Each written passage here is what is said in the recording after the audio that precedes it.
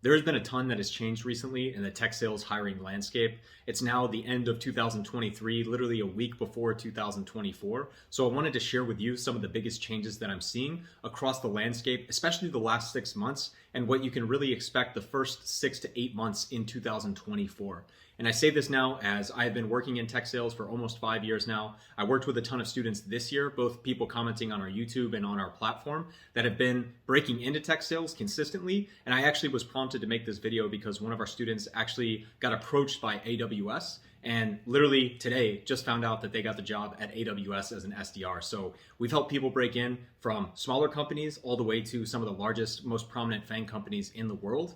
And there's a few major trends that you should be aware of going into the new year to really make yourself stand out and not do what everyone else is doing. Because I think starting with the first and probably biggest point, if you follow other reputable creators, there's some good ones out there, there's some bad ones out there.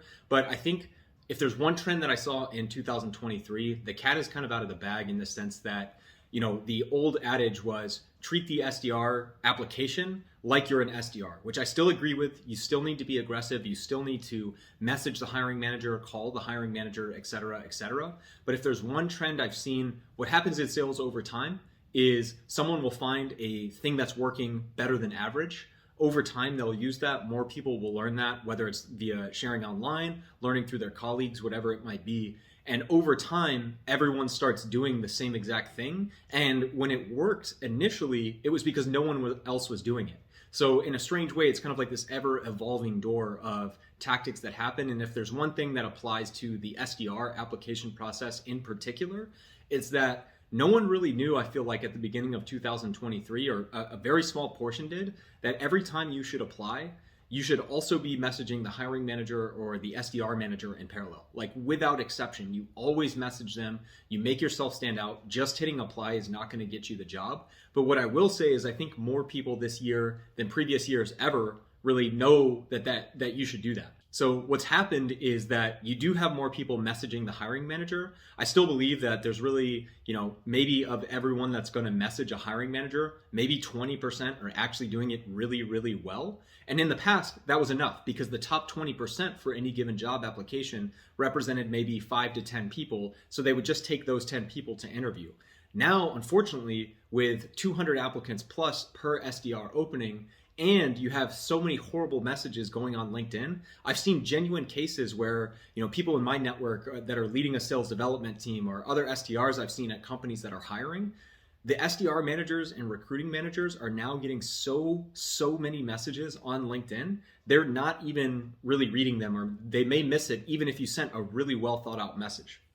So I guess the key takeaway there is not to discourage you from doing LinkedIn, but if you're going to make a change going into 2024, what you need to do is use a free tool like I think ZoomInfo, Lucia, there's a few others. I have no affiliation with them. I might add, these are just tools that I use. And those are databases. Just Google tools that can help me find someone's email. Right? There's a bunch of them out there. ZoomInfo, Lucia are the ones that I've worked directly with. I know there's a bunch of tools you can get free trials on.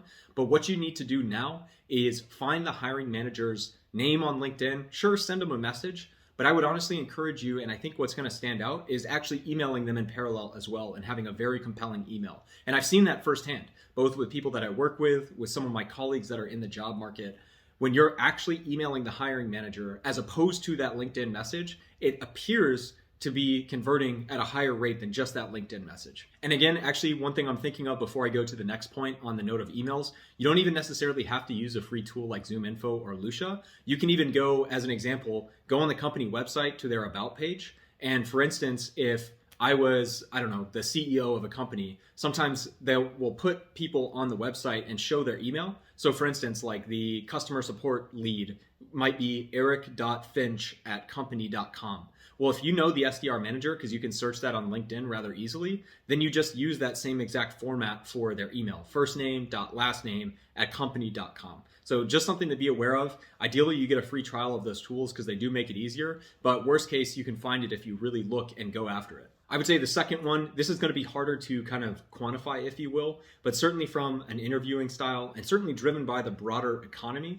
Aside from maybe a fast growing startup in a niche like AI and crypto and all of these different things, at your core companies, I would say more than ever, I think you're seeing a real emphasis on someone who can be consultative in nature. And I think it's more a trend of what's popular right now. I'm not saying that that is the ultimate way to be a salesperson, but I think in the past, where companies were growing really rapidly, they were hiring, dozens of SDRs throughout the year, if not on a quarterly basis.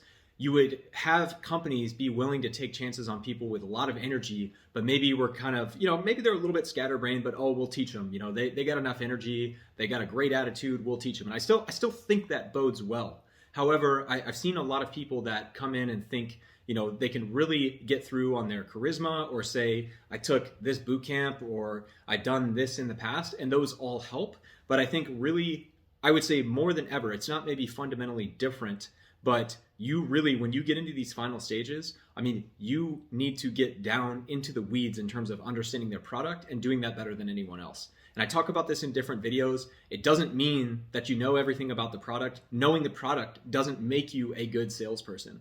But I will tell you, in an incredibly competitive field right now, the people that I see consistently breaking in or consistently getting a promotion to these companies like the Amazons of the world and et cetera, when it comes time for the interview process, they're able to handle the behavioral stuff no problem. But when it comes down to these final round exercises, they leave no doubt.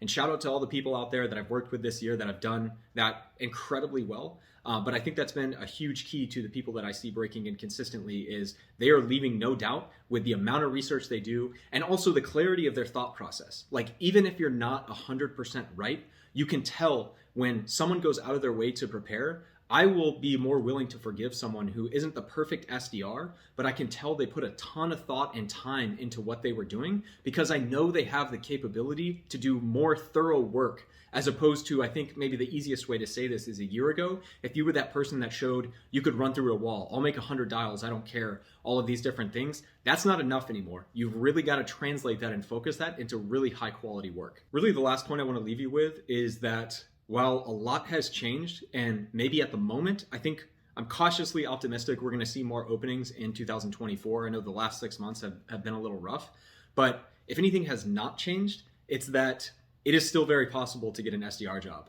And I say this because, being a creator now in the space for 2 years, which is crazy to think about. And also, thank you for the support. We just hit 2 years on this channel in terms of being live. So it's been awesome to see. We got over 6,000 subscribers this year. Really appreciate that.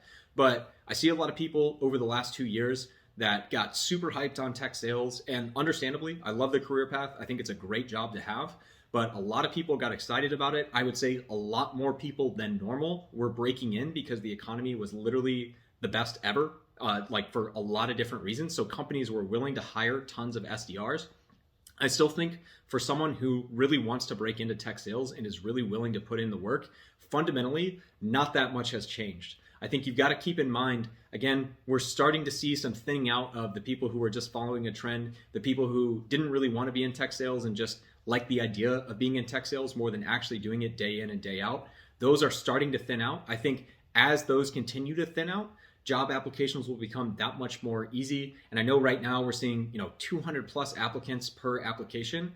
Keep in mind, unfortunately, a lot of people have been laid off and there is more talent available. But on that same token, there's also been a lot of people that were probably applying for that are just going to run out of steam. Maybe they were hyped on tech sales in 2023. They didn't get it. They weren't willing to put in the work. They didn't know what it actually required, et cetera, et cetera. And I think what's going to happen over time, in addition to more job openings, is you're going to see a lot of these consequences of so many people trying to break into tech sales. They will start to diminish as many of those people fall off.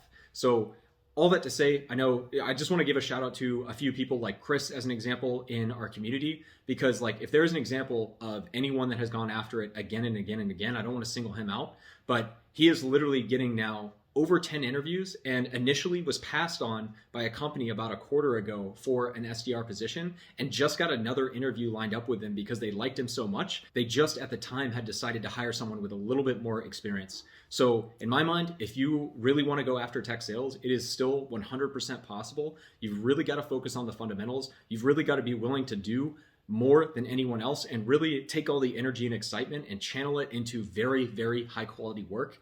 I don't think fundamentally that all of these symptoms of 2023 are going to be around that much longer. So I do think things like messaging on LinkedIn will come back. But right now, I think the ways to differentiate yourself in 2023 going into 2024 is really emailing directly, even cold calling managers. I know some have, a 50-50 opinion on that, but if you're not getting through and it's a company you really want to work for, what do you have to lose? Like, you literally have nothing to lose if you structure a great cold call and leave a voicemail, follow up, et cetera, et cetera. You've got to do what it takes and just do things slightly differently, not reinvent the book altogether, but slightly differently than most right now. And ultimately, I think, if you're really committed to it, you keep putting in the work, you keep networking, doing the things not just like right in front of you, like applying, but going out of your way to keep learning, going out of your way to keep meeting people in the industry or other people in your situation that can help you continue to grow your skill set. You'll find a way in. Even though it's tough right now, I'm cautiously optimistic things will get better. So thank you again. This is going to be one of the last videos of the year in 2024. As always, we appreciate the support. Hope you got a lot out of it and looking forward to continuing to make content in the new year. Appreciate it.